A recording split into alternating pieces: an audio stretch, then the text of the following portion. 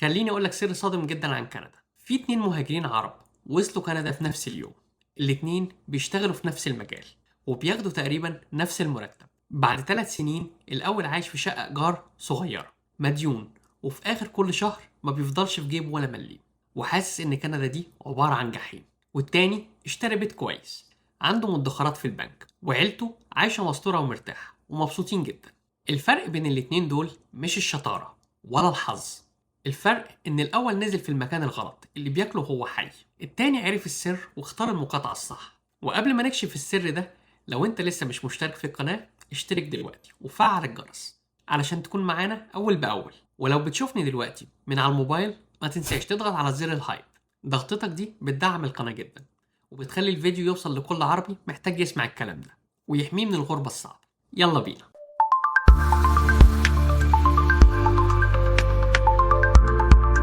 بمنتهى الصراحة، أول ما العربي بيفكر في كندا عقله فعلا بيروح لاسمين: تورونو أو فانكوفر. ليه؟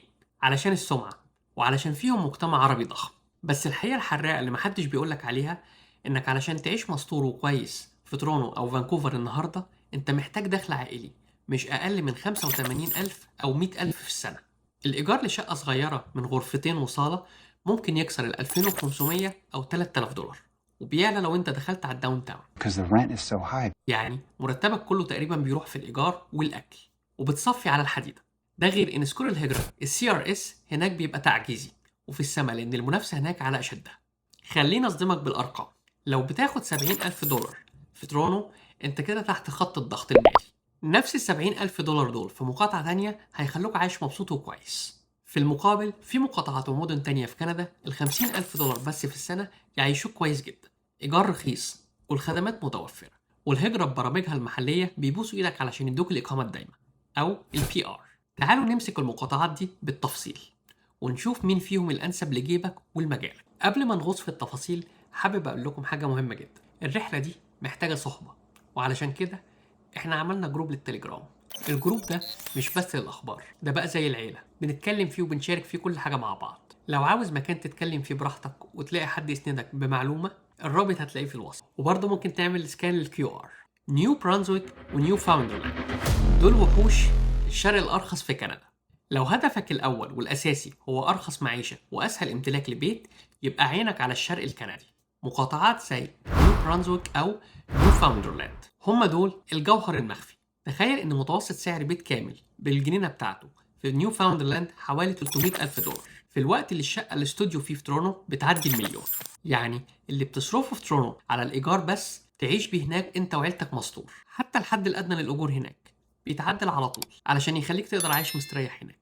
والأهم من ده معجزة الهجرة هناك. المقاطعات دي بيغطيها برنامج اسمه الأتلانتيك إيميجريشن بروجرام، وده من أسرع وأسهل مسارات الإقامة الدايمة في كندا. والCRS سكور بتاعه منخفض جدا مقارنة بالإكسبريس إنتري. السيستم هناك بيدور على أصحاب المهن اليدوية زي السباكة، الكهرباء، البناء، والدكاترة والممرضين والمعلمين. لو عندك عرض شغل من صاحب عمل معتمد هناك انت بتاخد PR في شهور معدودة وتضمن مستقبل ليك ولعيالك هناك. العيب الوحيد اللي انت لازم تعرفه هناك ان الماركت وسوق العمل هناك اصغر من تورونو بكتير، يعني مش هتنزل تلاقي شغل في الشارع، محتاج تدور عليه بذكاء وانت في بلدك وتأمن العقد الاول.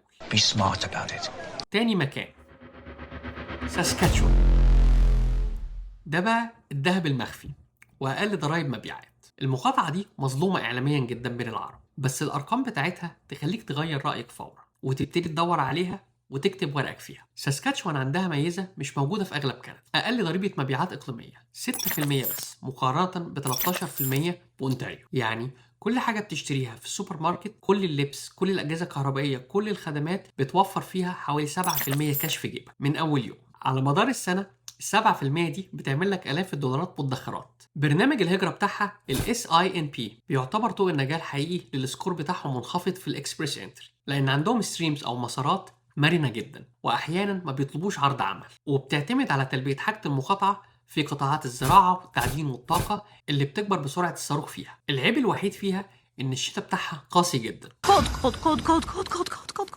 ودرجات الحرارة بتوصل فيها لأرقام قياسية زي -40 -45 وممكن أكتر سنة. والمجتمع العربي هناك لسه في طور النمو، يعني هتحس بالوحدة شوية في الأول لو جاي من غير عيلة. رقم 3 ألبرتا، المعادلة المثالية، تكسب أكتر وتدفع أقل، بالذات مدن زي كالجاري وإدمنتون بقت هي الملاذ الآمن والوجهة المفضلة لآلاف العرب اللي هربوا من جحيم الغلا في أونتاريو السنين اللي فاتت. ليه ألبرتا حصان كسبان دايما؟